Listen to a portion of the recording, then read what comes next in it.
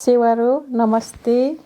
यो global network YouTube channel हेर्नुहुने र माया गर्नुहुने सम्पूर्ण दर्शकहरूको माझमा म गङ्गा किमदाङ लिम्बू उपस्थित भएको छु। यो ग्लोबल नेटवर्क युट्युब च्यानल हेर्नुहुने माया गर्नुहुने दर्शकहरूलाई लाइक, सेयर, सब्स्क्राइब र कमेन्ट पनि गरिदिनुहोला भनेर विनम्र अनुरोध गर्दछु। तपाईहरुको कमेन्टले यो ग्लोबल नेटवर्क युट्युब च्यानललाई अगाडि बढाउने ठूलो ऊर्जा मिलिरहेको छ। यो ग्लोबल नेटवर्क युट्युब च्यानलको मेन अब्जेक्टिभ्स भनेको हिस्ट्रीलाई एक्सप्लोर गर्ने, कल्चरलाई प्रोटेक्ट गर्ने, प्रमोट गर्ने र सभ्यतालाई बचाऊ भन्ने हो।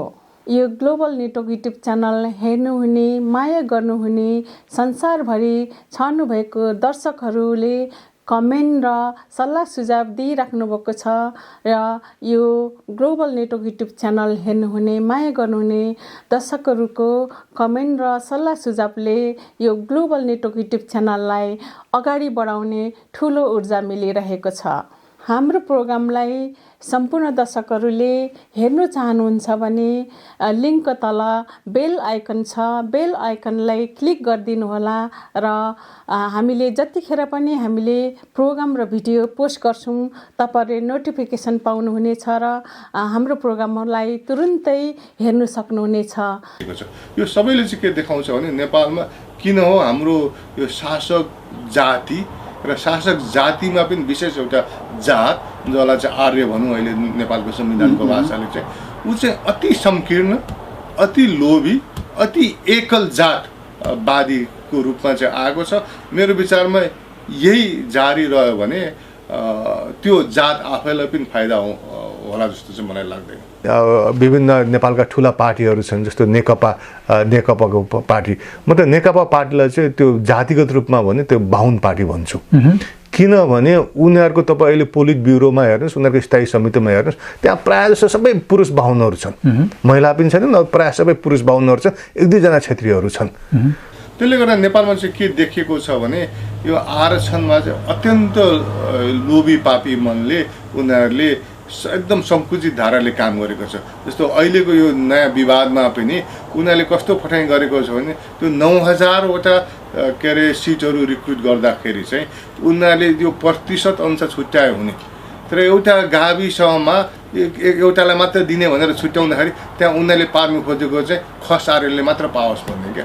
एउटा गाउँमा सचिवको रिक्रुट गर्यो भने त्यहाँ चाहिँ उसले को हुन्छ, त्यो एउटा बाहुनले पाउँछ भनेपछि त्यहाँ कसले कसलाई पेल्ने त पेल्न सक्दैन नि त। भनेपछि यदि लिम्बूहरूलाई पनि त्यहाँ शासन गर्नु पर्यो भने खसारेको पनि सपोर्ट चाहिन्छ, राईहरूको पनि सपोर्ट चाहिन्छ, दलितहरूको पनि सपोर्ट चाहिन्छ, मत चाहिन्छ नि। उनीहरूले लिम्बूहरूले आफू मात्र फुर्ती गर्यो भने भोलि कसैले पनि भोट दिँदैन, अनि लिम्बूहरू जित्नै सक्दैन। त्यसले गर्दा नेपालमा भाग्यवश त्यस किसिमको जनसाङ्ख्यिक डिस्ट्रिब्युसन छ है। यो आदिवासी जनजाति भएको ठाउँमा, मधेसी भएको ठाउँमा मधेसीहरू बहुमत हुन सक्छन्, 2 नम्बरमा छन्। खस आर्यहरू बहुमत भएको ठाउँमा 6 र 7मा खस आर्य बहुमत छन्, तर अन्य ठाउँमा छैन। त्यसले गर्दा त्यस किसिमको एउटा आदिवासीले अन्य जातिलाई पेल्ने हेजेमोनी गर्ने सम्भव छैन। अब यसमा यो तीनटा सवाल मध्ये मलाई लागेको यो संघीय समाजवादी फोरमले चाहिँ 2टा सवाल, एउटा वर्गीय सवाल र एउटा जातीय पहिचानको सवाल चाहिँ उसले बोकेको छु भन्छ र उसले कुरा गरिरहेको पनि छ। तर तेस्रो कुरोमा ऊ सशक्त बनेको छैन। जस्तो करप्सनको अगेन्स्टमा ऊ सशक्त रूपले उभिएको छैन। त्यसले गर्दा संघीय समाजवादी पार्टीले पनि अझै सहर बजारमा पनि उसको आकर्षण बढाउने हो भने र इभन विभिन्न जाति गरिबहरूलाई पनि भ्रष्टाचार मुक्त देश बनाउँछु भनेर वा भ्रष्टाचार कम गराउँछु भनेर विश्वास दिलाउनु सक्यो भने अर्को किसिमको मान्छेहरूको आकर्षण चाहिँ बढ्छ। तर पनि कम्तीमा पनि संघीय समाजवादी फोरम नेपालले चाहिँ यो के अरे पहिचान र वर्गीय दुईटै मुद्दा उठाउँछु भनेर चाहिँ ऊ लागेको छ। त्यो पोजिटिभ पक्ष हो। तर मैले अघि नै भने अर्को त्यो करप्सनको इस्युलाई पनि उहाँहरूले चाहिँ उठाउनु मैले चाहिँ जरुरत देखेको छु। नमस्ते सेवारो। नमस्ते सेवारो।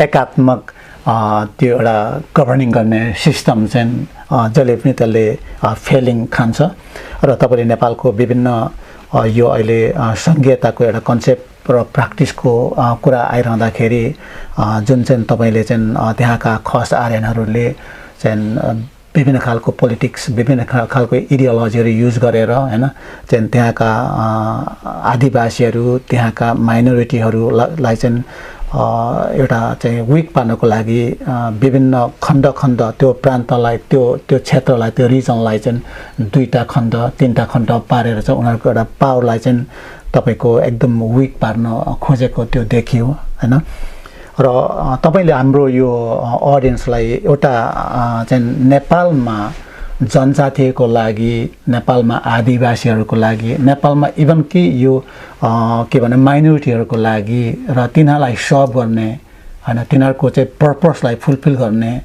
चाहिँ कस्तो खालको पार्टीको चाहिँ आवश्यक पर्छ र अहिले तपाईले देख्नु भएको त्यो पार्टी कुन हो र त्यो पार्टी अहिले छैन भने कस्तो खालको पार्टी हुनुपर्छ हाम्रो नेपालीहरूलाई चाहिने जसले गर्दा चाहिँ एउटा नेपाल चाहिँ एउटा इन्क्लुजन को कन्सेप्ट ल्याउने एउटा डेमोक्रेसीको एउटा ल्याउने एउटा रिप्रेजेन्टेसनको एउटा कन्सेप्ट ल्याउन सक्ने एउटा गभर्नमेन्ट तयार पार्नलाई चाहिँ कस्तो पार्टी हामीलाई चाहिन्छ जस्तो लाग्छ तपाईलाई नेपालमा कुनै पनि लोकतन्त्रमा सबै जनताको प्रतिनिधित्व हुनुपर्छ र अन्ततगत कति टाइम लाग्ने कुरो हो त्यो प्रतिनिधित्व पनि हुन्छ जस्तो उदाहरणको लागि अब नेपालमा मधेसी पार्टीहरू 7 साल 8 सालदेखि नै इस्टाब्लिस भएको हो पछिल्लो दशकमा आएर उनीहरूले मधेस 2 नम्बर प्रदेश बनाउन सक्षम बने त्यसले गर्दा के देखाउँछ भने 2010 भन्दा कि यो कुन नेपाली 2007 साल 8 साल विक्रम सम्वत 2007 सालमा मधेसी पार्टीहरू त्यहाँदेखि सुरु भएको मधेसी पार्टीको निर्माण त त्यतिखेर कमजोर थिए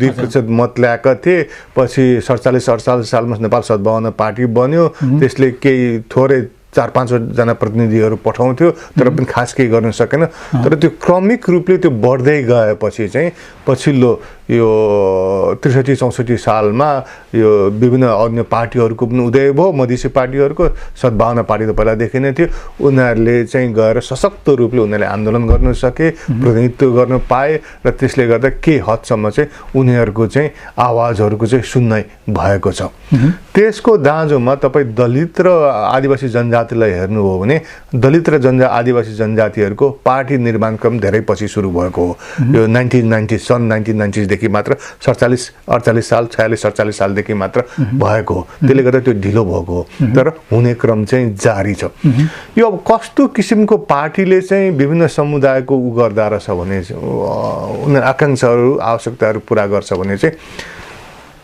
त्यो समुदायको त्यो पार्टीको नेतृत्वमा चाहिँ दखल हुनुपर्ने रहेछ उपस्थिति दर उपस्थिति हुनुपर्ने रहेछ मधेसीहरूकोमा त्यही देखियो अब हामी अहिले विभिन्न नेपालका ठुला पार्टीहरू छन् जस्तो नेकपाको पार्टी म त नेकपा पार्टीलाई चाहिँ त्यो जातिगत रूपमा भने त्यो बाहुन पार्टी भन्छु किनभने उनीहरूको तपाईँ अहिले पोलिट ब्युरोमा हेर्नुहोस् उनीहरूको स्थायी समितिमा हेर्नुहोस् त्यहाँ प्रायः जस्तो सबै पुरुष बाहुनहरू छन् महिला पनि छैनन् प्रायः सबै पुरुष बाहुनहरू छन् 1-2 जना क्षेत्रीहरू छन् भनेपछि त्यो नेतृत्वको कम्पोजिसन पनि बाहुन छ अनि उनीहरूले ल्याउने नीति पनि बाहुन परस्त बाहुनहरूलाई मनपर्ने किसिमको छ भनेपछि त्यो त बाहुन पार्टी हो अब दुईटा तपाईँ क्राइटेरियाले हेर्नुभयो भने बाहुन पार्टी भएको हुनाले बाहुन पार्टीलाई सौँधिलो मनपर्ने बाहुनहरूलाई मनपर्ने उसले नीति नियमहरू ल्याएको छ त्यसले त्यसको काउन्टर चाहिँ मधेसीहरूले मधेसी पार्टी निर्माण गरेर गरे अब आदिवासी जनजाति र दलितहरूले पनि त्यस किसिमको चाहिँ गर्नुपर्छ आफ्नो पार्टीहरू चाहिँ निर्माण गरेर चाहिँ उनीहरू पनि आन्दोलन गर्न सक्ने र संसदमा चाहिँ प्रतिनिधित्व गर्न सक्ने चाहिँ भयो भने चाहिँ उनीहरूले आफ्नो सवालहरू सम्बोधन गराउन सक्छन् हाम्रो आदिवासीहरूको लागि चाहिँ त्यस्तो खालको एक्जिस्टिङ पार्टी छ कि छैन त्यसमा म तपाईलाई म भन्छु त्यसमा चाहिँ नेपालको सन्दर्भमा अहिले चाहिँ के सजिलो के भइदिएको छ भने चाहिँ मधेसीहरूको उदाहरण प्रष्ट छ संसारभरिको त उदाहरण पहिलादेखि नै थियो जस्तो भारतमा पनि सुरुमा भारत इन्डिपेन्डेन्स हुँदाखेरि यस्ता पार्टीहरू छैनन् अहिले भारतको प्रायः धेरै प्रान्तहरूमा क्षेत्रीय जातीय राष्ट्रिय पार्टीहरू छन् हैन भनेपछि त्यो भारतले पनि प्रष्ट देखाएको छ तर नेपालमा सबैलाई भारतको बारे थाहा हुँदैन मधेसी पार्टीको त सबले थाहा पाइसके त्यसले गर्दा एउटा उदाहरणको रूपमा नेपालमा मधेसी पार्टीले देखियो र त्यसको साथसाथै अर्को नेपालमा फाइदा के छ भने नेपालमा खस आर्यहरू ठुलो जाति हुन् तर उनीहरू 31% मात्र हुन् त्यसो भन्यो भने त्यसको मतलब मैले त्यो किन कुरो ल्याएको भने चाहिँ त्यो किन ल्यायो भने मधेसी आदिवासी जनजाति दलितहरू एउटा पार्टीमा आयो भने त्यहाँ सजिलै भोलि परिवर्तन गर्न सकिन्छ। त्यसले गर्दा मैले देखेको चाहिँ एउटा चाहिँ कति सकिन्न, तर आदिवासी जनजाति र दलितलाई चाहिँ के सजिलो छ, मधेसीहरूसँग उनीहरू मिलेर नेगोसिएट गरेर एउटा सशक्त पार्टी निर्माण गर्न सकेको खण्डमा चाहिँ उनीहरूको मागहरू सुन्दै हुने सम्भावना चाहिँ आफैले पार्टी निर्माण गर्न टाइम लाग्न सक्छ, मेहनत गर्नुपर्ने, धेरै मेहनत गर्नुपर्ने सक्नुहुन्छ, त्यो पनि आवश्यक होला। तर त्योभन्दा सजिलो बाटो पनि अहिले किन मधेसीहरूले पनि सबै भनेको कुरा पुगेको छैन, मधेसीहरू पनि यो संविधानसँग खुसी छैनन्, यो राज्यसँग खुसी छैनन् भनेपछि त उनीहरूलाई पनि सघाउने, आफू पनि आफ्नो पनि माग राख्ने, त्यसरी चाहिँ एउटा पार्टी निर्माण गर्न सकियो भने अलिक बढी सजिलोसँग हुनसक्छ। तर त्यसको लागि नेपालको इतिहास हेर्दाखेरि चाहिँ हामीले नेपालको इतिहास हेर्नुपर्छ, नेपालमा कस्तो किसिमको पार्टीहरू ठुलो हुँदो रहेछन् त। अब सबभन्दा पहिला त टङ्कप्रसाद आचार्यले प्रजा परिषद खोले, तर त्यो पार्टी त लगभग बिलाएर गयो, सबै पार्टी खोल्दै मात्रै ठुलो हुँदैन रहेछन्। त्यसले गर्दा कस्तो पार्टीहरू ठुलो भयो भनेर हुँदा रहेछन् भनेर हेर्दाखेरि नेपालमा ठुला भएको पार्टी नेपाली कङ्ग्रेस सुरुमा ठुलो भयो, पछि एमाले ठुलो भयो, पछि माओवादी पनि बिस्तार निकै भयो होइन। र यो पार्टीहरूले के चाहिँ गरे भनेर भन्दाखेरि तपाईँ एउटा प्रश्न के देख्नुहुन्छ भने नेपाली काङ्ग्रेसको कुरा गर्दा तपाईँ अहिले नेपालीहरू छक्क पर्न सक्नुहुन्छ। नेपालको समस्या वा नेपालको वास्तविकता भनेको एउटा गरिबीको समस्या हो, नेपालको वास्तविकता भनेको अर्को जातीय भाषिक विविधता हो। त्यो दुईटै सवाललाई सम्बोधन गर्नु सकेको भने वा गर्छु भनेर जनतामा विश्वास दिलाउन सकेको खण्डमा चाहिँ जनता त्यतापट्टि आकर्षित हुँदा रहेछन्। नेपाली काङ्ग्रेस निर्माण बढ्दाखेरि ऊ सानो पार्टीबाट ठुलो हुँदाखेरि ऊ भनेको समाजवादी पार्टी, उसले के अरे विभिन्न यो के अरे जग्गाको भूमि सुधार उहरू गर्ने प्रस्तावहरू उसले ल्याउनु खोजेको थियो, ल्याउने प्रयास गरेको। त्यसबाहेक उसले जातीय र पहिचानको सवालमा पनि त्यतिखेर त्यो समयअनुसारको सबभन्दा बढी क्रान्तिकारी काम गरेको थियो। बाहुनहरूसँगै एउटा चुलोमा खाने नेपाली काङ्ग्रेसले, दलितहरूलाई सँगै चुलोमा खुवाउने, बाहुनले हलो जोत्ने, त्यतिखेर 7 साल विक्रम सम्वत 7 साल 8 सालतिर त्यो त ठुलो क्रान्तिकारी कुरो हो नि। अहिले नेपालमा गाउँघरमा छुवाछुत गर्छन्, त्यतिखेर बाहुनले हलो जोत्ने सुरु गर्नु भने सहभोजको कुरा गर्नु भनेको त छानछुने कुरो होइन नि त। त्यसले गर्दा नेपाली कङ्ग्रेसले एक किसिमको दलितलाई त्यतिखेर आकर्षित गर्यो, एक किसिमको आदिवासी जनजातिलाई आकर्षित गर्यो, अनि नेतृत्व त आफ्नो बाहुनहरू थिए होइन। भनेपछि त्यसरी उसले वर्गीय समस्या पनि सम्बोधन गर्छु भनेर गरिबहरूमा उसले आकर्षण बढायो। अनि अर्कोतिर उसले जातिगत रूपमा पनि विभिन्न दलितलाई, आदिवासी जनजातिलाई, मधेसीहरूको त झन् ठुलो सपोर्ट बेस हो उनीहरूलाई। अब नेपाली काङ्ग्रेसले त्यतिखेर 15 सालको चुनावमा यो के अरे इलेक्सन म्यानिफेस्टो हिन्दीमा पब्लिस गरेको थियो, त्यो त कम्युनिस्ट पार्टीले पनि गरेको थियो, किनभने उनीहरू रेस्पोन्सिभ, उनीहरू हामी तिमीलाई समेट्छौँ भनेर उनीहरूले देखाउनु खोजेको थियो।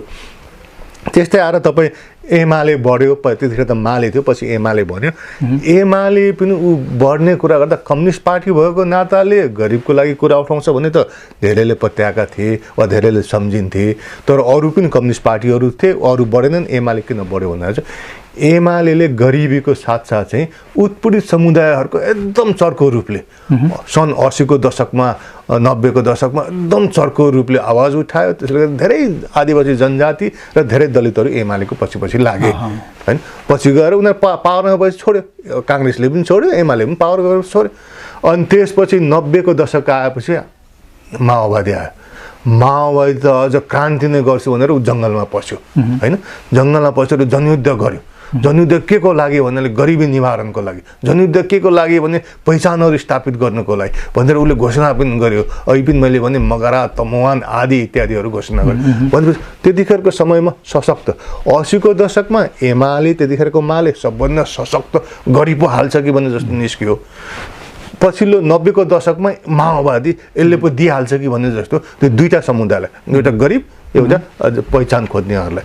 भनेपछि नेपालमा के प्रश्न देखिन्छ भने चाहिँ यो दुईटा सवालहरू चाहिँ यस्ता पार्टीहरूले सम्बोधन गर्छु भनेर चाहिँ जनतालाई विश्वास दिलाउनु सक्नु पर्यो।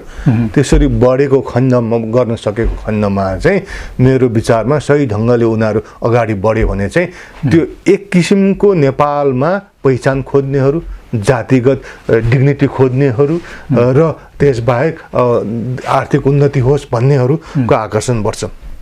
त्यसबाहेक अहिले चाहिँ पछिल्लो समय चाहिँ नेपालमा अर्को पनि मेरो विचारमा केही मात्रामा विशेष गरी सहर बजारमा एउटा समस्याको रूपमा आएको छ। त्यो भने चाहिँ सहर बजार सबै जनताहरू के अरे भएका छन्, तर विशेष गरी सहर बजारको आफूलाई हुन खान पुग्ने मान्छेहरू चाहिँ यो करप्सनप्रति चाहिँ एकदम भएका छन्, वाक्क दिक्क भएका छन्। त्यसले गर्दा सुशासन, एन्टी करप्सन मुद्दाहरू उठाउँदाखेरि चाहिँ त्यो मुद्दाहरू सम्बोधन गर्छु भन्दाखेरि पनि एक किसिमको आकर्षण चाहिँ मान्छेहरूमा विशेष गरी सहर बजारमा देखियो। त्यसले गर्दा मलाई लागेको चाहिँ यदि नेपालमा कुनै पार्टी कसैले पार्टी इस्टाब्लिस गर्छु र पार्टीलाई म विस्तार गर्छु, ठुलो बनाउँछु भन्यो भने मेरो विचारमा कम्तीमा पनि यो तीनटा कुराहरू चाहिँ जोरदार रूपले उठाउनुपर्छ। एउटा वर्गीयताको सवालमा वर्गीय विभाजनलाई कम गर्ने, गरिबहरूको इस्युहरू सम्बोधन गर्ने, अर्को जनतामा जातिगत डिग्निटी, जनताको पहिचान, विभिन्न जातिहरूको उसलाई सम्बोधन गर्ने, अर्को चाहिँ सुशासन। किनभने मान्छेहरू भ्रष्टाचारदेखि पनि वाक्क दिक्का भएका छन्, मालपोतमा जाउ घुस खुवाउनु पर्ने, उता जाउ घुस खुवाउनु पर्ने, उता त्यसले पनि दिक्का भएका छन्, जसले चाहिँ म यो कुरोहरू सम्बोधन गर्छु भनेर भन्छन्। त्यस्तो कुरोमा चाहिँ मेरो विचारमा चाहिँ मान्छेहरूको आकर्षण हुन्छन्। अब यस सिलसिलामा चाहिँ अब मैले देखेको अब नेपालमा जनमुक्ति पार्टी इस्टाब्लिस भयो, सुरुमा मङ्गोल नेसनल अर्गनाइजेसन पनि यो 46-47 सालतिर जनमुक्ति यो दुईटा पार्टी सुरुमा इस्टाब्लिस भयो। पछि आएर चाहिँ थरुवाटका पार्टीहरू बने, लिम्बुवानका पार्टीहरू बने। पछि आएर अब मैले विशेष गरी चाहिँ यो पहाडी आदिवासी जनजातिहरूलाई वा आदिवासी जनजातिलाई सम्बोधन गर्ने पछिल्लो समयमा आएर सङ्घीय समाजवादी फोरम बन्यो। सङ्घीय समाजवादी फोरम अहिले आएर मधेसी र क्षेत्रीयहरूको दुईटा पार्टीसँग मिलेर सङ्घीय समाजवादी फोरम नेपालहरू बनेका छन्। त्यसले गर्दा मलाई लागेको चाहिँ अब यसमा को कति बढ्यो भनेर भन्दाखेरि चाहिँ कसको सम्भावना बढी छ भनेर भन्दाखेरि चाहिँ यदि जनमुक्ति पार्टी, मङ्गोल नेसनल अर्गनाइजेसन र लिम्बुवानको पार्टीहरू उनीहरू विस्तार गर्ने हो भने चाहिँ मेरो विचारमा उनीहरूले चाहिँ वर्गीय मुद्दाहरू पनि उठाउनुपर्छ। किनभने वर्गीय मुद्दाहरू, किनभने लिम्बूहरू गरिब पनि छन्, लिम्बूलाई गरिबीको पनि अन्त्य होस् भन्ने चाहना छ, पहिचानको पनि स्वीकार्य चाहना होस् भन्ने चाहना छ। यदि कसैले म पहिचान मात्र सम्बोधन गर्छु भने एक किसिमको मान्छेहरू आकर्षण हुन्छन्, तर गरिबीले पेलेको मान्छेहरू आकर्षित नबन्न सक्छ। तर तपाईँ दुईटै कुरोलाई सम्बोधन गर्नुहुन्छ र तेस्रो भ्रष्टाचारको लागि पनि लड्छु भने झन् धेरै मान्छेहरूको आकर्षण हुन्छ। त्यसले गर्दाखेरि चाहिँ मेरो विचारमा अब जनमुक्ति र मङ्गोल नेसनल अर्गनाइजेसन धेरै पहिलादेखि 46-47 सालदेखि बनेका हुन्। उनीहरू त्यति विस्तार हुन सकेका छैनन् र मलाई लाग्छ एउटा कारण चाहिँ के हुनसक्छ भने त्यो साथीहरूले अन्यथा नलिनुहोस्, तपाईँहरूको पार्टी तपाईँहरूलाई विस्तार गर्ने मन छ भने चाहिँ मेरो विचारमा तपाईँहरूले वर्गीय मुद्दाहरू पनि उठाउनुपर्छ, एउटा कुरो। अर्को दोस्रो कुरो चाहिँ उहाँहरूको पहिचान सम्बन्धी पनि बुझाइ चाहिँ विभिन्न जातिले चाहेको पहिचानभन्दा उहाँले बुझेको पहिचान अलिकति फरक छ। जस्तो जनमुक्ति पार्टीको सुरुको उसको सङ्घीयता पनि प्रशासनिक सङ्घीयता हो, अहिलेको 7-8 प्रदेश जस्तै उसको सङ्घीयता हो।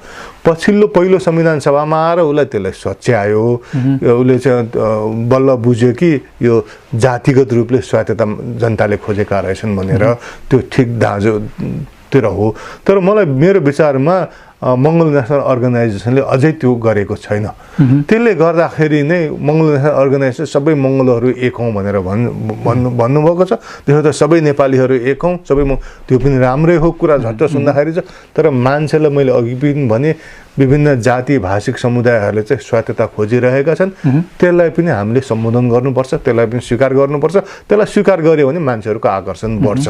अहिले उनीहरूमा पनि केही बढेका होलान्, तर त्यसले चाहिँ व्यापक रूप चाहिँ लिनु सक्दैन कि भन्ने। त्यसको साथसाथै अर्को चाहिँ त्यो करप्सनको इस्युहरू पनि यी पार्टीहरूले उठाउनु हो भने चाहिँ अर्को किसिमको मान्छेहरू चाहिँ आकर्षण हुन सक्छन्। अब यसमा यो तीनटा सवाल मध्ये मलाई लागेको यो सङ्घीय समाजवादी फोरमले चाहिँ दुईटा सवाल, एउटा वर्गीय सवाल र एउटा जातीय पहिचानको सवाल चाहिँ उसले बोकेको छु भन्छ र उसले कुरा गरिरहेको पनि छ। तर तेस्रो कुरोमा ऊ सशक्त बनेको छैन, जस्तो करप्सनको अगेन्स्टमा ऊ सशक्त रूपले उभिएको छैन। त्यसले गर्दा सङ्घीय समाजवादी पार्टीले पनि अझै सहर बजारमा पनि उसको आकर्षण बढाउने हो भने र इभन विभिन्न जाति गरिबहरूलाई पनि भ्रष्टाचार मुक्त देश बनाउँछु भनेर वा भ्रष्टाचार कम गराउँछु भनेर विश्वास दिलाउनु सक्यो भने अर्को किसिमको मान्छेहरूको आकर्षण चाहिँ बढ्छ। तर पनि कम्तीमा पनि सङ्घीय समाजवादी फोरम नेपालले चाहिँ यो के अरे पहिचान र वर्गीय दुईटै मुद्दा उठाउँछु भनेर चाहिँ ऊ लागेको छ, त्यो पोजिटिभ पक्ष हो।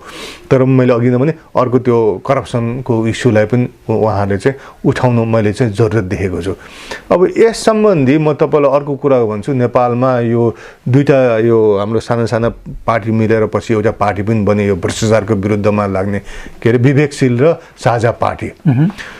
उनीहरूले चाहिँ बढी चाहिँ भ्रष्टाचारको कुरा गरेका छन् र त्यसले पनि सहर बजारमा आकर्षण गरेको छ, किनभने सहर बजारको मान्छेहरू आफूलाई हुन खान पुगेको छ, त्यसले गर्दाखेरि भ्रष्टाचार नहोस् देश प्रगतिमा हुन्छ भन्ने छ। तर त्यो पार्टीको कमजोरी चाहिँ के भने उसको अर्को दुईटा बेस एकदम कमजोर छ। उसले वर्गीय मुद्दा पनि उठाउन चाहँदैन, उसले पहिचानको मुद्दा पनि उठाउन चाहँदैन। त्यसले गर्दा मलाई चाहिँ लागेको त्यो साझा विवेकशील पार्टीले चाहिँ वर्गीय र यो पहिचानको मुद्दा उठाएन भने यसपालिको चुनावमा जति भोट ल्यायो लगभग त्यति भोटमै ऊ चाहिँ धेरै वर्षसम्म चाहिँ रुमिलिरहन्छ जस्तो लाग्छ। किन उसले देशको उसले वास्तविकता मलाई त्यो पार्टीले राम्रोसँग बुझ्न सकेको छैन जस्तो लाग्छ। आएको स्थिति छ। तपाईँले यो आरक्षण भन्दाखेरि यो सिम्पल भाषामा कसरी हामी नेपालीहरूले बुझ्नुपर्छ, यो भनेको के हो? आरक्षण भन्नाले अब संसारभरिको एउटा प्रक्रिया के छ भने कुनै पनि समाजमा त्यहाँ बहिष्करणको सवाल छ, त्यहाँ अन्यायको सवाल छ, त्यहाँ असमानताको सवाल छ भने त्यो समाजलाई कसरी समावेशी गर्ने, कसरी न्याय दिलाउने, कसरी चाहिँ समानता ल्याउने भन्ने प्रक्रियाको एउटा नीतिको रूपमा चाहिँ आरक्षणलाई चाहिँ संसारका धेरै देशहरूमा चाहिँ यो प्रयोग भएको छ। यो महिलाहरूको लागि प्रयोग भएको छ, यो विभिन्न पछाडि परेको विभिन्न जाति र समुदायहरूको लागि प्रयोग भएको छ। त्यसले गर्दा यो व्यापक, यो नेपालमा मात्र र इन्डियामा मात्र दिएको नीति होइन, यो नीति संसारभरिका सयौँ देशहरूमा चाहिँ आरक्षणहरू लागू गरिएको छ। त्यसको मूल उद्देश्य न्यायपूर्ण र समानतामूलक समावेशी समाज निर्माण गर्नु लक्ष्य हो। यो नेपालको कन्टेक्स्टमा चाहिँ यो आरक्षण चाहिँ यसको थ्योरीहरू कसरी थ्योराइज गर्दैछन् र यसको प्र्याक्टिसहरू चाहिँ वास्तविकमा कसरी देखिएको छ?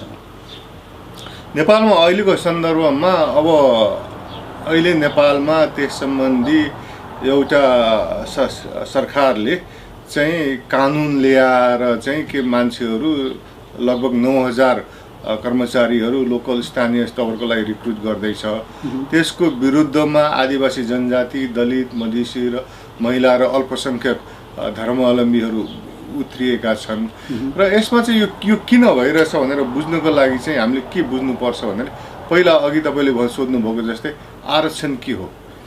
यदि आरक्षण भनेको कुनै समुदाय जो चाहिँ बहिष्करणमा परेको छ उसलाई, कुनै समुदायलाई केही समयको लागि केही सिटहरू दिने नीति हो भने त्यो परिभाषा तपाईँले हेर्नु हो भने के देखिन्छ भने नेपालको निर्माणसँगै आरक्षण सुरु भएको थियो। नेपालमा अहिलेसम्म चर्चा चाहिँ के हुन्छ भने यो सन् 2003 देखि सुरु भएको, विशेष गरी सन् 2003 मा चाहिँ आदिवासी र दलितलाई टार्गेट गरिएको थियो, पछि गएर मधेसीलाई एक्सपान्ड गरियो, महिलाहरूलाई पनि राखियो हैन।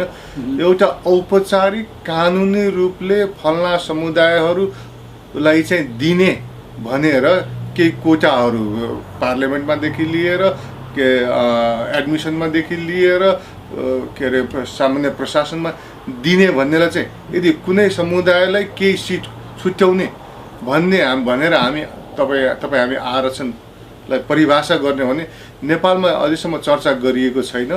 तर प्रश्न के हो भने नेपालमा आरक्षण पृथ्वीनारायण शाहको पालादेखि सुरु भएको हो। म त्यो किन भनिरहेको छु भने पृथ्वीनारायण शाहले पनि कुनै पदहरू फल्ना जातलाई दिनु भनेर प्रश्न भनेका छन्। जस्तो एउटा कपरदारको पोजिसन चाहिँ कालु पाण्डेको परिवारलाई मात्र दिनु भनेर उनले दिव्य उपदेशमा भनेका छन्। त्यस्तै काजीको पद पन्त बस्नेत मगर र अर्को एउटा थरलाई दिनु, पाण्डेलाई दिनु भनेर भनेका छन्। त्यो भनेको ती चारवटा जात र जातिले पाउने भए, अरूले नपाउने भए भनेको त्यो आरक्षण हो नि त।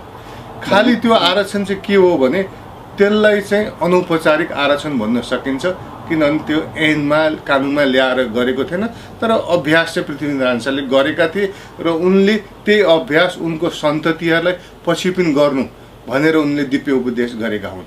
भनेपछि अनौपचारिक रूपमा प्रष्ट रूपमा पृथ्वीनारायण शाहले आरक्षणको अभ्यास सुरु गरेका थिए।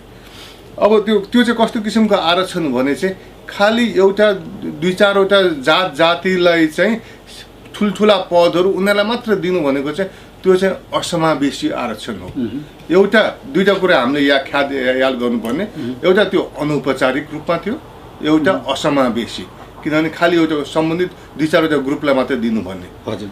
अनि त्यो चाहिँ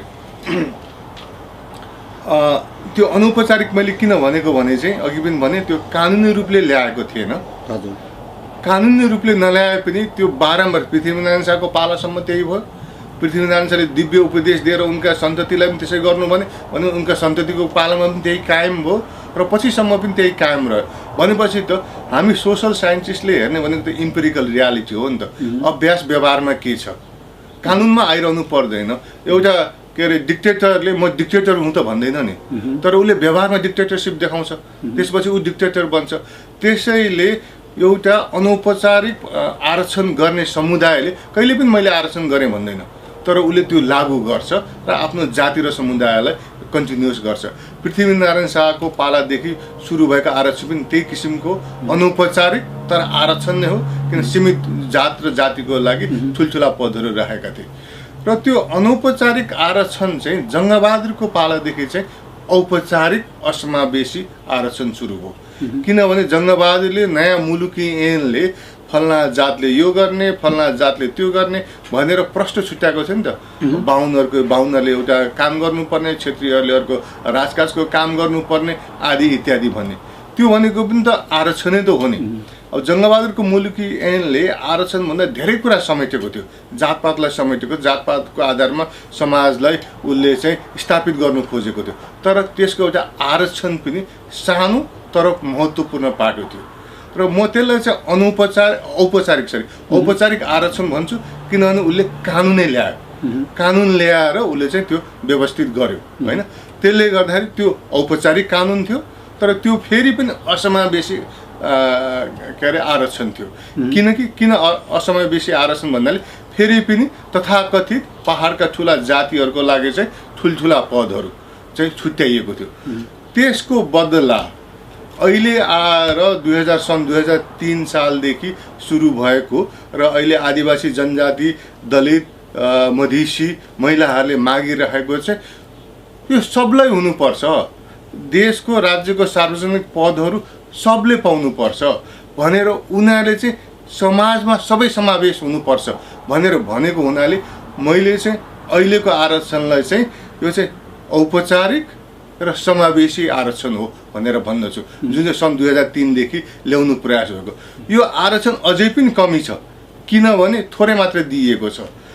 त्यसले गर्दाखेरि मैले चाहिँ भन्ने गरेको चाहिँ अहिले हामी नेपालमा जुन किसिमको एउटा द्वन्द्व देखिरहेको छौँ नि, यो द्वन्द्व भनेको चाहिँ औपचारिक समावेशी आरक्षणवादीहरू एकातिर छन्, अर्कोतिर अनौपचारिक असमावेशी आरक्षणवादीहरू अर्कोतिर छन्, जसले चाहिँ सकेसम्म देशको सार्वजनिक पदहरू, साधन स्रोतहरू खालि आफ्नो सानो समुदायमै रहिरहोस् भन्ने चाहन्छ।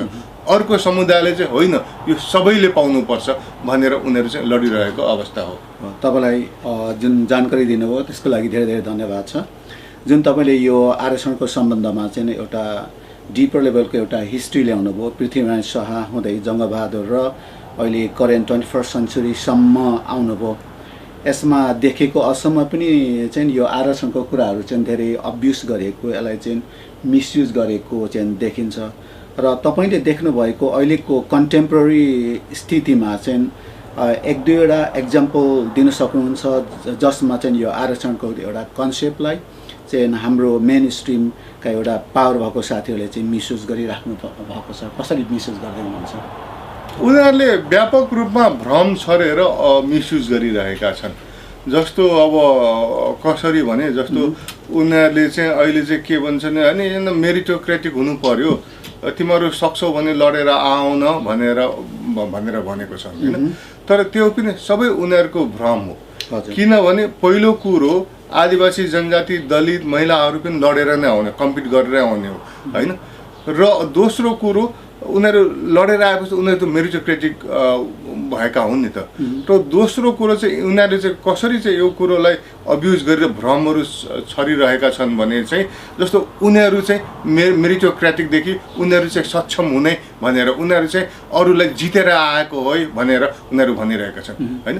तर तपाईँ वास्तविकता हेर्नु भने भर्खरै न्युजमा आएको छ, सत्तामा पुग्नेहरू सत्ताको पहुँच पैसाको आधारमा चाहिँ पैसा खुवाएर गोल्ड मेडल जित्नेहरू भएका छन् होइन।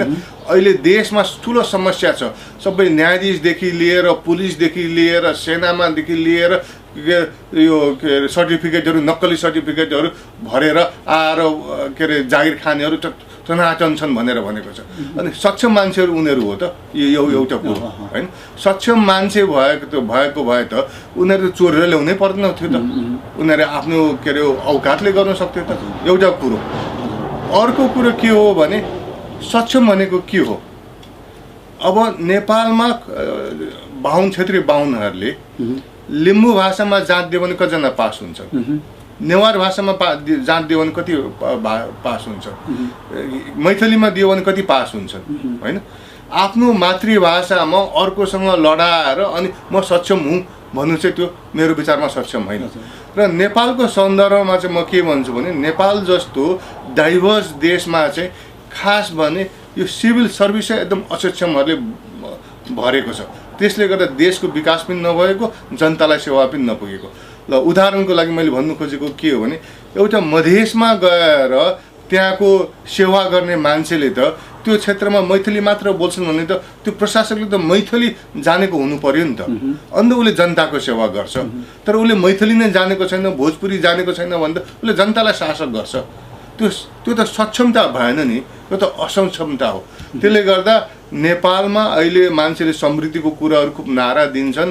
नेपाल समृद्धि हुनु नसकेको कारण चाहिँ के हो भने एउटा सानो समुदाय, जो समुदाय चाहिँ आफ्नो भाषामा मातृभाषामा लोकसेवाको जाँच हुने, पत्र पत्रिकामा लेखहरू त्यो भाषामा आउने, त्यसमा पकड भएको हुनाले उनीहरू अलिकति नम्बर बढी ल्याउने र त्यो नम्बरको आधारमा उनीहरू सक्षम भन्ने भयो।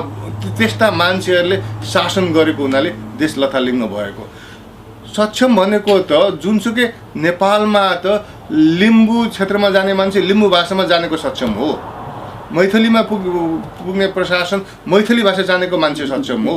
अरू भाषा जानेर त भएन नि, चाइनिज भाषा जानेर त सक्षम हुन्न नि, के अरे फ्रेन्च भाषा जानेर त सक्षम हुन्न नि। फ्रेन्च भाषा जानेको छ भने फ्रेन्च इन्टरप्रिटेसन काम गर्न लाग्ला, भोलि डिप्लोमेट हुनुको लागि त्यो काम लाग्ला। तर प्रशासक भएर जानुको लागि त काम छैन नि। त्यसले गर्दा क्षमता भनेको के हो भनेर हामीले चाहिँ हेर्नुपर्ने हुन्छ।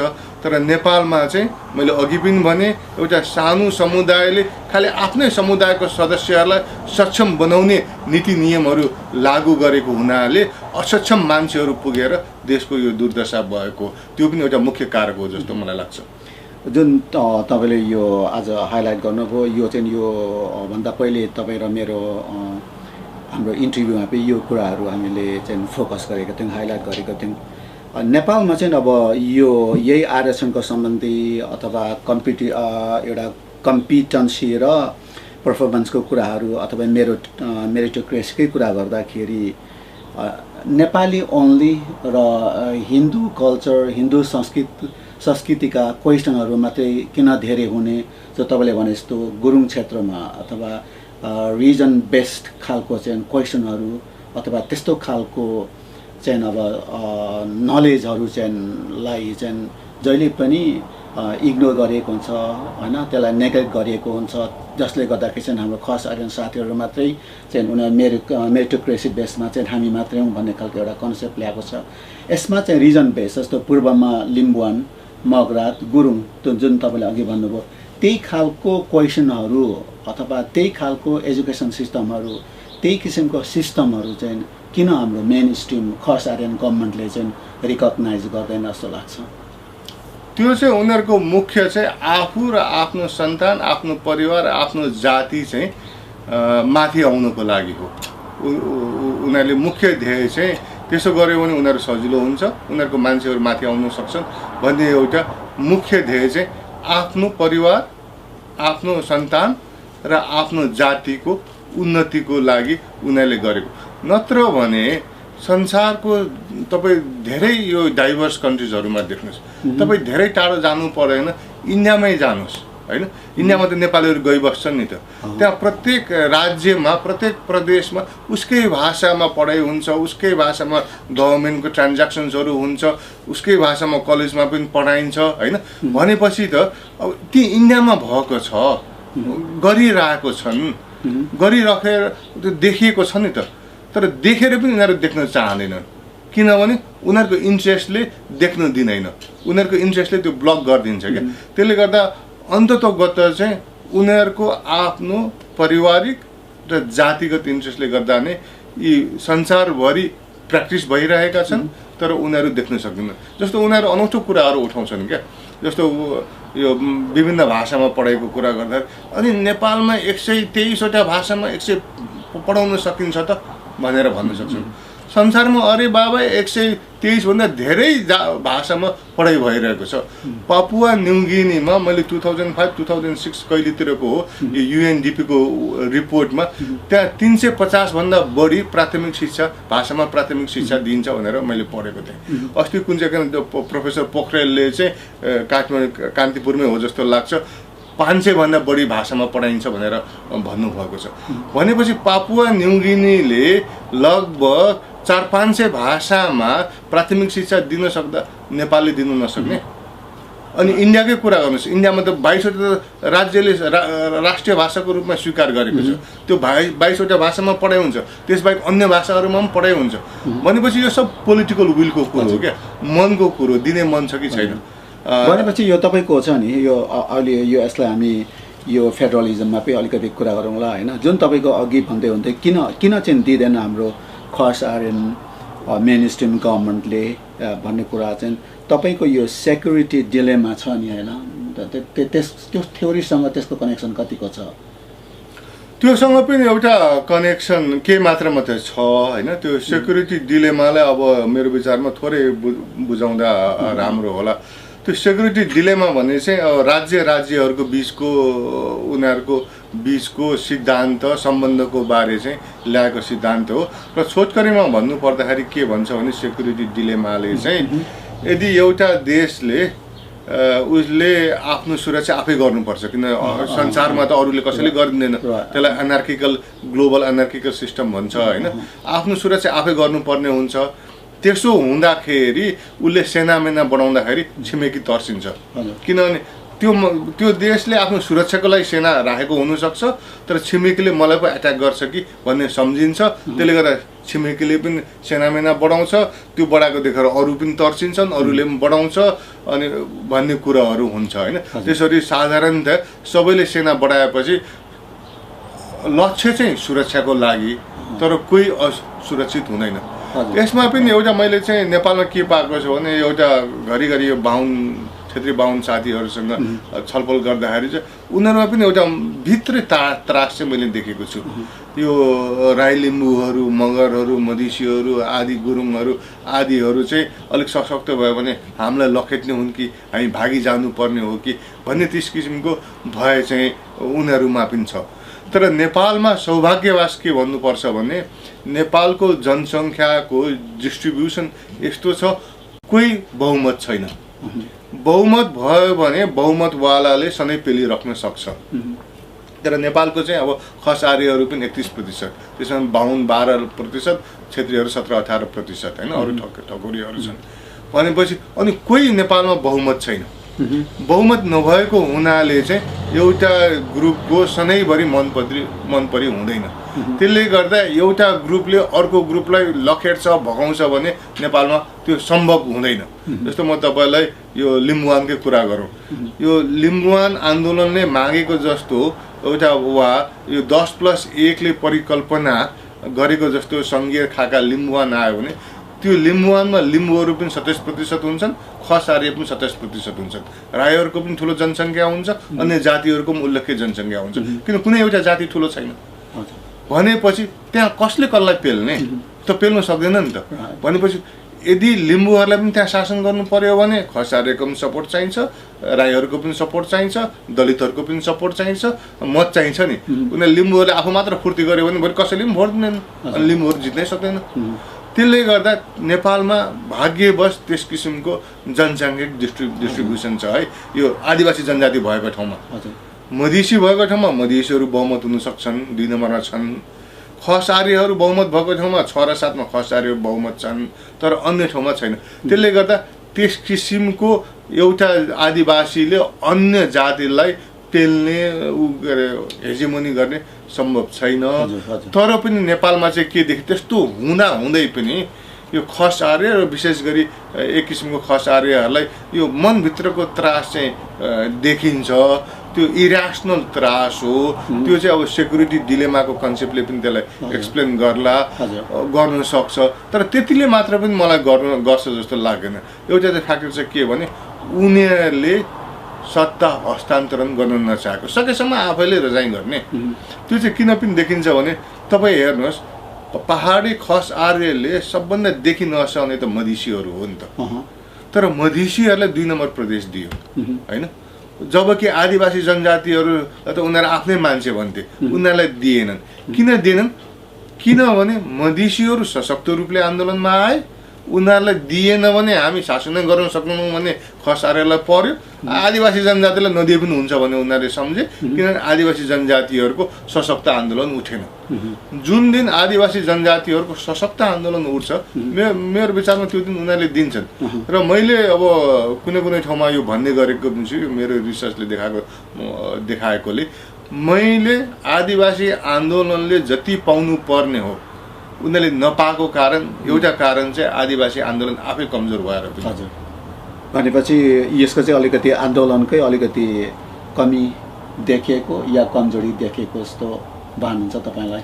अब म कमजोरी नै त भन्दिनँ होइन, मेरो आफ्नो विश्लेषण चाहिँ के छ भने मधेसीहरूले किन चाहिँ उनीहरूले अब उनीहरूको आन्दोलन सशक्त भयो भने त्यहाँ 2टा कारण छ।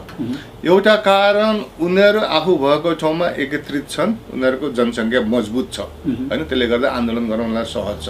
तर त्यति मात्र होइन भन्ने चाहिँ मेरो भनाइ छ। किन मधेसीहरूको त्यो जनसङ्ख्या त 7 सालमा पनि थियो, 15 सालमा पनि थियो, 47 सालमा पनि थियो, अहिले 60 सालमा पनि छ होइन। उनीहरूको आन्दोलन त अहिले खालि 63 सालमा आएर सफल भयो। 7 सालमा पनि नेपाल तराई कङ्ग्रेस गठन भएको थियो नि, उसले पनि त्यो आन्दोलन त्यतिखेर 10-11 सालतिर नेपाली भाषा इम्पोज गरिएको विरुद्धमा तराईमा धेरै जिल्लामा उसले आन्दोलन गरेको थियो। तर अहिलेको जस्तो सशक्त आन्दोलन भएको थिएन होइन।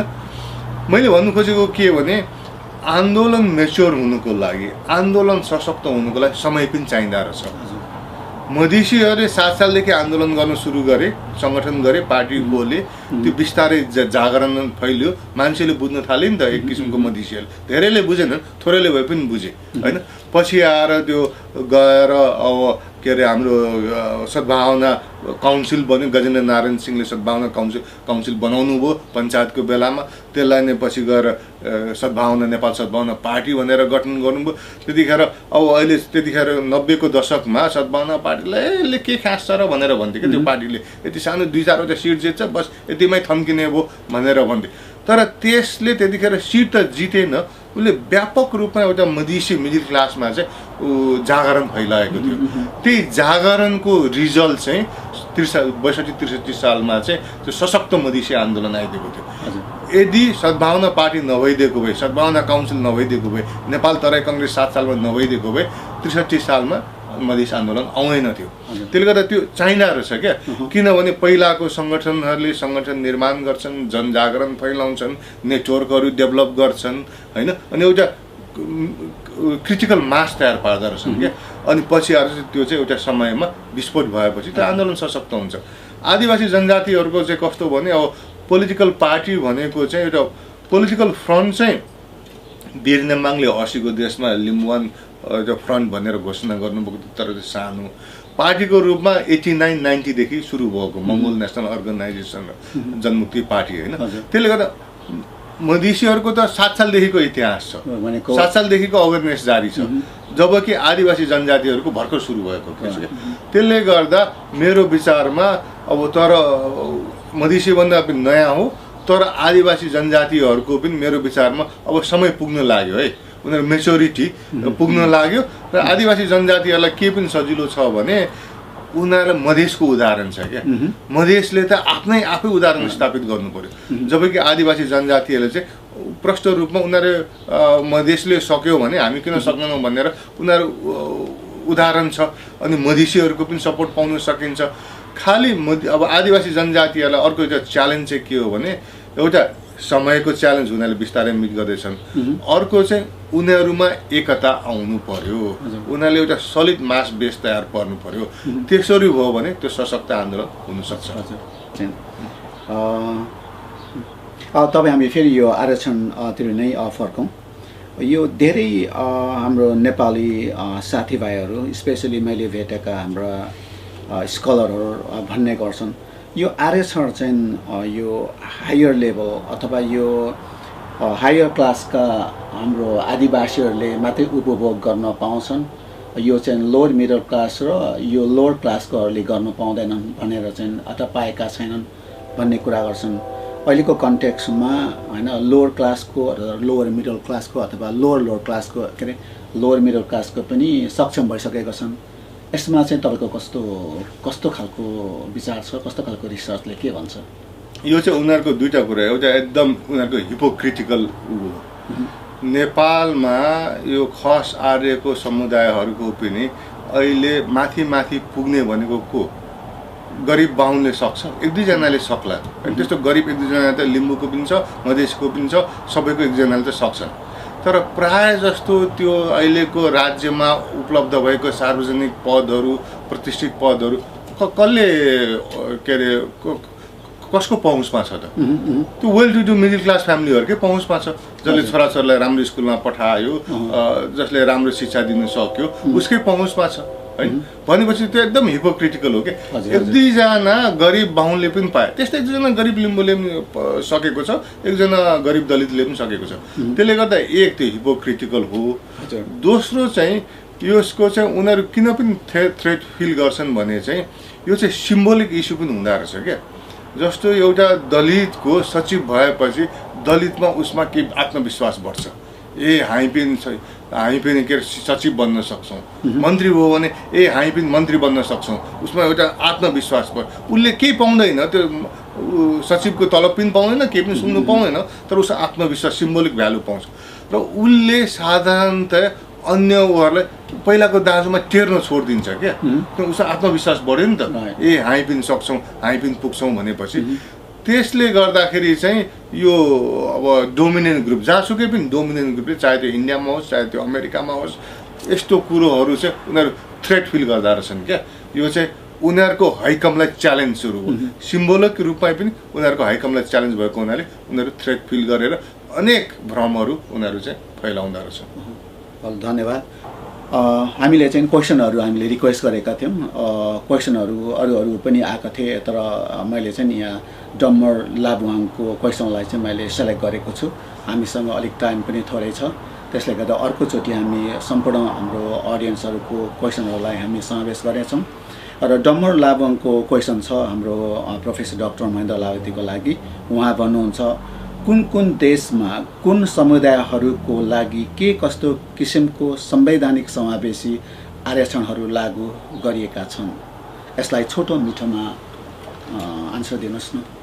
संसारमा धेरै देशहरूमा 100वटा भन्दा बढी देशहरूमा चाहिँ आरक्षणको व्यवस्था गरिएको छ। आरक्षण कुनै देशमा संवैधानिक तवरले गरेको छन्, कुनै ठाउँमा ऐन ल्याएर गरेको छन्, कुनै ठाउँमा नीति ल्याएर गरेका छन् र विभिन्न प्रकारका आरक्षणहरू छन्। अब कस्तो कस्तो ग्रुपलाई आरक्षण दिएको छ भने अब इन्डियामा दलित र आदि त्यहाँका आदिवासी जसलाई ट्राइबल ग्रुप भन्छ आदि दिएको छन्। अब ल्याटिन अमेरिकामा आदिवासीहरूलाई पनि दिएको छन्, महिलाहरूलाई पनि दिएको छन्। अब अमेरिका जस्तो देशमा महिलाहरूलाई दिएको छ, काला जातिहरूलाई दिएको छ होइन, आरक्षणहरू दिएको छन्। त्यसले गर्दाखेरि 100वटा भन्दा बढी देशमा चाहिँ आरक्षणहरू दिएका छन्। र किन चाहिँ आरक्षण चाहिँ यति धेरै देशमा दियो भन्दा एउटा एक्सप्लेनेसन चाहिँ स्कलरहरूले के भन्छ भने आरक्षण भन्ने चाहिँ दिन सजिलो अरे सबभन्दा हैकमवादी समुदायले के अरे पीडित समुदायबाट आवाज उठाए, उनीहरूले आन्दोलन गर्नु थाल्यो भने सबभन्दा पहिला उनीहरूले दिने नीति नै आरक्षण रे, किनभने त्यसबाट उनीहरू थ्रेट फिल गर्दैनन् रे अनि अलिकति छुट्याएर दिएको जस्तो उनीहरू सम्झिन्छन् रे होइन। त्यसले गर्दा संसारमा धेरै दिएको कारण चाहिँ आरक्षण यो हो। जस्तो मैले अघि ल्याटिन अमेरिकाको कुरा गरेँ, अफ्रिकामा दिएको छ होइन, सबै संसारको सबै उहरूमा दिएको छ। र कस्तो कस्तो चिजमा पनि दिइन्छ भने नेपालमा एउटा कर्मचारी तन्त्रमा दिएको छ, अनि अब प्रतिनिधि सभामा त्यो गर्नको लागि पनि दिएको छ भनौँ। एउटा समानुपातिकबाट विभिन्न जात र लिङ्गहरू छुट्याउने हुनाले त्यो पनि एउटा अब आरक्षण जस्तै हो। तर विभिन्न जस्तो देशहरूमा चाहिँ विभिन्न तरिकाले दिएको छ। जस्तो अमेरिकामा ठेक्कापट्टामा पनि दिइन्छ होइन, कुनै ठाउँमा शिक्षामा पनि दिइन्छ होइन, अब कुनै ठाउँमा आरक्षणलाई अलिकति सिटहरू मात्र दिने होइन कि त्यो समुदायलाई कसरी चाहिँ उनीहरूलाई तालिमहरू दिने, कसरी शिक्षाहरू दिने भन्ने तरिकाले विशेष फन्डहरूको व्यवस्था गरिन्छ, विशेष योजनाहरू दिइन्छ। त्यसले गर्दा संसारमा धेरै किसिमका आरक्षणका व्यवस्थाहरू छन् र धेरै देशहरूमा दिइएको छ। तर नेपालमा चाहिँ कस्तो छ भने कति थोरै दिएको छ भने यिनीहरूले 45% भनेर भन्छन् होइन, भएको 45%मा पनि अनि त्यसलाई 100% बनाएर, जस्तो 45% भनेको आदिवासी जनजातिले 45% पाउने होइन, आदिवासी जनजातिको 35% छ भने उसले चाहिँ पाउने आरक्षण भनेको चाहिँ कति भने लगभग 14-15% हुन्छ, किनभने त्यो 45%लाई उसलाई भाग लगाइन्छ सरसर्ती हिसाब गर्दाखेरि।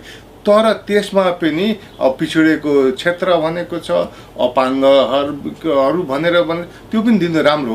तर कस्तो हुन्छ भने पिछडिएको क्षेत्रबाट को आउँछ, कर्णाली सर्णाली भनेको को, त्यहाँ प्रायः आदिवासी जनजाति छैनन्, केही दलितहरू छन्, केही प्रायः खसारे छन्, मधेसीहरू पनि छैनन्। भनेपछि पाउने त खालि उनीहरूकै कोल्टोमा के, भनेपछि आदिवासी जनजातिले 10-12% पाउला, मधेसीहरूले उनीहरूको जनसङ्ख्या भन्दा पनि आधीभन्दा पनि कम पाउँछन्। त्यसले गर्दा नेपालमा चाहिँ के देखिएको छ भने यो आरक्षणमा चाहिँ अत्यन्त लोभी पापी मनले उनीहरूले एकदम सङ्कुचित धाराले काम गरेको छ। जस्तो अहिलेको यो नयाँ विवादमा पनि उनीहरूले कस्तो फटाइ गरेको छ भने त्यो 9000वटा के अरे सिटहरू रिक्रुट गर्दाखेरि चाहिँ उनीहरूले त्यो प्रतिशत अनुसार छुट्यायो हुने, तर एउटा गाविसमा एउटालाई मात्र दिने भनेर छुट्याउँदाखेरि त्यहाँ उनीहरूले पार्नु खोजेको चाहिँ खसारेले मात्र पाओस् भन्ने क्या। एउटा गाउँमा सचिवको रिक्रुट गर्यो भने त्यहाँ चाहिँ उसले को हुन्छ, त्यो एउटा बाहुनले पाउँछ, न त्यहाँको दलितले पाउँछ, न त्यहाँ महिलाको चान्स हुन्छ, न त्यहाँ आदिवासी जनजातिको चान्स हुन्छ। त्यसरी एकदम त्यो सङ्कुचित धारणाले चाहिँ सकेसम्म आरक्षणलाई फितलो बनाउँ भनेर उनीहरूको लक्ष्य हो। जस्तो संविधानमा यिनीहरूले कस्तोसम्म फटाइ गरेका छन् भने आरक्षण भनेको छन् त्यहाँ युवकलाई पनि दिने भनेको छ, कृषकलाई पनि दिने भनेको छ, भनेपछि 20-22वटा 18-20वटा ग्रुपलाई दिने भनेको छ क्या त्यो आरक्षण। भनेपछि आरक्षण रह्यो त, यदि सबैलाई दिने भने आरक्षण रहन्छ त, त्यो त आरक्षणै भएन नि त, त्यो त सबैलाई त्यो त कसैलाई छुट्याएर दिएको जस्तो भएन नि। त्यसले गर्दा आरक्षण भनेर चाहिँ लेखिदिने, तर व्यवहारमा त्यो आरक्षणको लागि कम्प्लिटली त्यसको मिनिङ नै हटाइदिने। र अर्को कुरा, संसारमा नेपालमा मात्र सायद एउटा देश होला जहाँ चाहिँ त्यो के अरे हैकमवादी दललाई पनि कोटा छुट्याइएको छ क्या, जब संसारमा त्यो गरिँदैन होइन, तर नेपालमा चाहिँ त्यो गरिएको छ। यो सबैले चाहिँ के देखाउँछ भने नेपालमा किन हो हाम्रो यो शासक जाति र शासक जातिमा पनि विशेष एउटा जात जसलाई चाहिँ आर्य भनौँ अहिले नेपालको संविधानको भाषाले चाहिँ, ऊ चाहिँ अति सङ्कीर्ण, अति लोभी, अति एकल जातवादीको रूपमा चाहिँ आएको छ। मेरो विचारमा यही जारी रह्यो भने त्यो जात आफैलाई पनि फाइदा होला जस्तो चाहिँ मलाई लाग्दैन। आजको प्रोग्रामबाट यो ग्लोबल नेटवर्क युट्युब च्यानल हेर्नुहुने सम्पूर्ण दर्शकहरूको माझबाट म गङ्गा किमदाङ लिम्बू बिदा लिनु चाहन्छु। बिदा लिनुभन्दा पहिला यो हाम्रो ग्लोबल नेटवर्क युट्युब च्यानललाई लाइक, सेयर, सब्सक्राइब र कमेन्ट पनि गरिदिनुहोला भनेर विनम्र अनुरोध गर्दछु। हाम्रो प्रोग्रामलाई सम्पूर्ण दर्शकहरूले हेर्नु चाहनुहुन्छ भने लिङ्कको तल बेल आइकन छ, बेल आइकनलाई क्लिक गरिदिनुहोला र हामीले जतिखेर पनि हामीले प्रोग्राम र भिडियो पोस्ट गर्छौँ तपाईँहरूले नोटिफिकेसन पाउनुहुनेछ र हाम्रो प्रोग्रामलाई तुरुन्तै हेर्नु सक्नुहुनेछ भन्दै आजको प्रोग्रामबाट म बिदा लिन चाहन्छु। नमस्ते, सेवा र